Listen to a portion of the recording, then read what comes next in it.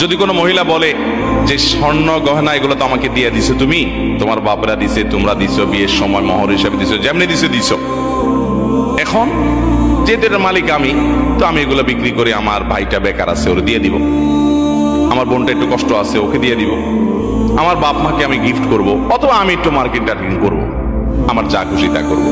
মহিলা যদি সব স্বর্ণগুলো নিয়ে স্বর্ণকারের দোকানে বিক্রি করে ফেলায়, কি বলেন, ওই সংসারে ভাত খাইতে পারবে?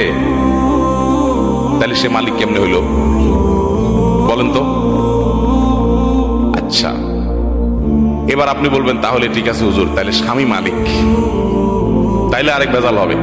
স্বামী যদি মালিক হয়, তাহলে স্ত্রীকে যে মহারণা দিছে, এই মহারণা যদি তার মালিকানাই থাকে, মহারণা আদায় হয়েছে? বুঝেন নাই কথা?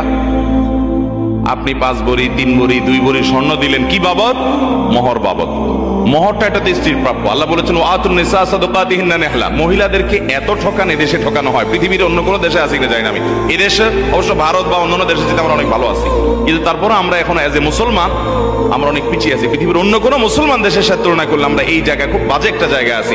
মহিলাদের অধিকার আমরা নষ্ট করি, ধ্বংস করি। আল্লাহ বলেছেন ওয়াতুন নিসা সাদাকাতিহিন্না নিহলা, মহিলাদের মোহর এটা তাদের প্রাপ্য অধিকার, আদায় করে দাও। কয়জন মায়ের পুত বাপের পুত আছেন এখানে? হাত তুলে বলতে পারবেন বউয়ের মোহর সব আদায় করে দিছে? হাত তুলুন তো দেখি। এরকম বাপের পুত যারা আছেন হাত তুলুন দেখি। দেখেন, একজন বাপের পুত পাইছি আর সব মায়ের পুত।